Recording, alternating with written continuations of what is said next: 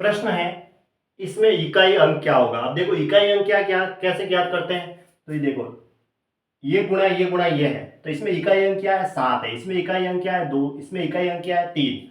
तो हमें क्या करना है 3 गुणा 2 गुणा 7 कर दो। फिर 3 दूनी 6 और 6 को 7 से गुणा करता तो कितना आते हैं 42, यानी कि 2 आ गया इसका आंसर इकाई अंक। तो इकाई अंक क्या हो गया 2, इकाई अंक हो गया 2, ये इसका आंसर हो गया। बस ऐसे तो इकाई अंक का ही आपस में गुणा करके देख लो। फिर इकाई अंक क्या आ रहा है 2 आ रहा है, तो 2 इसका आंसर हो गया। अब यदि ये गुणा ये और यहाँ 43 n का इकाई अंक n+2 है, तो n का मान क्या है। अब n का मान ऑप्शन से ही होगा। अगर मैं ऑप्शन ए लू सॉल्व करके, अगर मैं n बराबर 1 लेता हूं, तो इस पूरे का इकाई अंक क्या है n+2 हुआ, तो इकाई अंक क्या बना 1 + 2 बराबर 3 बना। तो अब n की जगह मैंने क्या रखा था 1 रखा था, तो देखो 3 गुणा 6 गुणा 1 करता हूं तो क्या इकाई अंक कितना आना चाहिए 3 आता है, 6 3 18 और 1 गुणा किया तो इकाई अंक कितना आ रहा है 8 आ रहा है ना, इकाई अंक 8 आ रहा है। तो इसका मतलब ये ऑप्शन गलत है, ये ऑप्शन नहीं हो सकता। फिर ऑप्शन बी लेके देखते हैं, n का मान क्या है, n की जगह अगर मैंने 8 लिया तो इस पूरे का इकाई अंक n+2 है, तो n+2 कितना हुआ 8 + 2 यानी कि 10 होना चाहिए। n की जगह हमने क्या लिया 8 लिया था, तो 3 गुणा 6 गुणा 8 करते हैं, 3 गुणा 6 गुणा 8 करते हैं, तो 8 संग देखो 6 3 18, 18 में इकाई अंक 8 आया, 8 को 8 से गुणा किया तो 64 हुआ, इकाई अंक कितना आया, इसमें इकाई अंक 4 आ रहा है। ठीक है, इकाई अंक कितना आ रहा है 4 आ रहा है, जबकि हमें इकाई अंक कितना लाना था 10 लाना था, मतलब 0 जो कि 10 के बराबर नहीं हुआ। तो फिर ऑप्शन सी लेके देखते हैं, ऐसे चेक करके पता चल जाता है। जैसे अब n का मान क्या है, अगर हमने n बराबर क्या लिया 3 लिया, तो n+2 कितना हुआ, इस पूरे का इकाई अंक n+2 है, 3 + 2 5 आना चाहिए। अब n की जगह हमने क्या लिया 3 लिया, 3 को 6 से गुणा किया 18, 18 को 3 से गुणा किया 54, यानी इकाई अंक तो 4 आ रहा है जो कि नहीं आ रहा है 5 के बराबर, है ना, 4 है वो 5 के बराबर थोड़ी हो सकता। तो ऑप्शन फिर डी लेते हैं।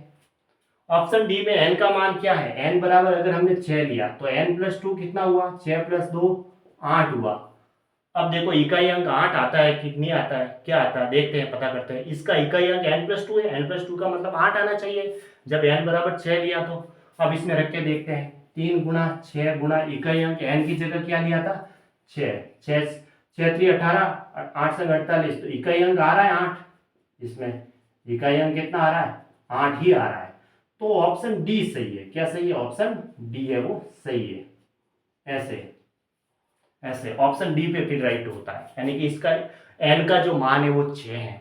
इसने कहा कि इस पूरे का इकाई अंक n+2 है, इकाई अंक का मतलब होता है पीछे का जो डिजिट है ना इकाई वाला उसका गुणा करवाना, इसका इसका और इसका, यानी कि 3 गुणा 6 गुणा n करते हैं ना, 3 गुणा 6 गुणा n करते हैं ना, तो n+2 आता है, ये कहना चाहता है कि इस पूरे का इकाई अंक n+2 है।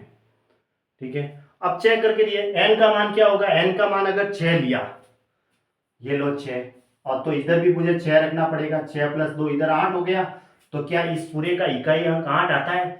3 को 6 से गुणा किया 18, 18 को 6 से मतलब 18 में इकाई अंक 8 आया, 8 को 6 से गुणा कर दो 8 संग 48, तो इकाई अंक क्या आ रहा है 8 बराबर 8 आ रहा है।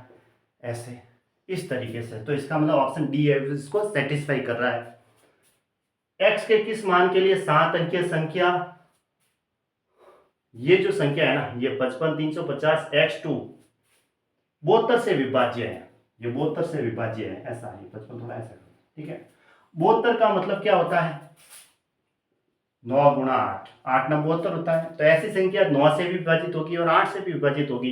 तो x की जगह मैं क्या रखूं कि 9 से भी भाग चला जाए और 8 से भी पूरा भाग जाए। 8 के लिए पीछे के 3 डिजिट लिए जाते हैं ना, पीछे के 3 डिजिट देखे जाते हैं, पीछे के 3 डिजिट में अगर 8 का भाग पूरा पूरा जाता है तो पूरी संख्या के अंदर 8 का भाग जाएगा। तो देखो 8 1 रखूंगा तो 12 हो जाएगा, 8 रखूंगा तो 82 हो जाएगा, 8 का भाग नहीं जाएगा, 7 रखूंगा तो यहाँ 0 72 हो जाएगा। 72 के अंदर देखो 0 72 है, इसमें 8 का भी भाग जाता है और 8 का भाग जाता है, ये 9 बार गया पूरा पूरा, तो इसका मतलब ये सेटिस्फाई कर रहा है 7 यहाँ पे। और 9 का भाग 9 के लिए सभी का योग कर दो। तो देखो 7 और 2, यहाँ हमने 7 रखा, किसका 55 35 0 7 2, तो 7 और 2 9 तो कट गया, फिर 5 से 3 8 है 5 13 5 18 18 हो रहा है, 18 के अंदर 9 का भी भाग पूरा पूरा जाता है, तो इसका मतलब ऑप्शन सी सही है। ऐसे क्योंकि पूरी संख्या के अंदर 9 और 8 का भाग जा रहा है। 8 के लिए तो हमने यहाँ 7 रखा, तो 72 हो गया, 0 72 के अंदर 8 का भाग पूरा जाता ही है, ऑप्शन से रखा 7 देख के, ऑप्शन से ही रखने हैं वैल्यू। तो फिर देखते हैं 9 का भाग, 9 के लिए फिर अगर हमने यहाँ 7 रखा तो 7 और 2 ये तो 9 हो गया, तो इसमें तो चला जाएगा, 9 को काट दो, जहाँ पे योग 9 होता है उसको काट दो। फिर 5 3 8 5 13 5 18 हुआ, 18 के अंदर भी 9 का भाग पूरा पूरा जाता है, यूँ नहीं तो भले 18 और 9 को जोड़ देते हैं इसमें, तो भी बात तो है कि 27 होता है, 27 में भी 9 का भाग पूरा पूरा जाता है, तो पूरी संख्या के अंदर 8 और 9 का भाग जा रहा है, इसका मतलब 72 का भी भाग जाएगा, तो 7 और राइट हुआ। निम्न में से कौन सी संख्या 15 से विभाज्य नहीं है? 15 से रूल्स क्या है, 15 बराबर होता है 3 गुणा 5, तो ऐसी संख्या जो 5 से विभाजित होगी और 3 से विभाजित होगी। 5 के लिए तो देखो सबके पीछे 5 है ही है, तो 3 का चेक कर लेते हैं। 3 के लिए हमें अंकों का योग करना है, देख लो 9 को तो छोड़ दो, तो क्योंकि 9 को 3 से विभाजित हो जाएगी, 5 से 5 10 न 2 12, 12 के अंदर 3 का भाग जाता है, तो ये तो सही है। फिर यहाँ ये 9 को छोड़ देते हैं, 5 से 3 8 ने 1 9, 9 के अंदर 3 का भाग जाता ही है, तो ये भी सही हुआ। फिर देखो 6 4 10 न 3 13 न 5 18, 18 के अंदर 3 का भाग जाता ही है, सबको जोड़ दिया। इन दो 9 के अंदर तो 3 का भाग जाएगा ही, 5 और 2 7 हो गए, 7 के अंदर 9 का भाग 3 का भाग नहीं जाता है, मतलब 3 का भाग थोड़ी जाता है, 5 और 2 7 हो गए, 7 के अंदर 3 का भाग पूरा पूरा नहीं जाता है, तो इसका मतलब यही है, जो 15 से विभाज्य नहीं है या नहीं लिखा हुआ था, तो ऑप्शन डी है वो सही है, इसका मतलब ऑप्शन डी सही है। ऐसे चेक करनी है और कुछ नहीं। तो इस टाइप के प्रश्न भी एसएससी में आते हैं।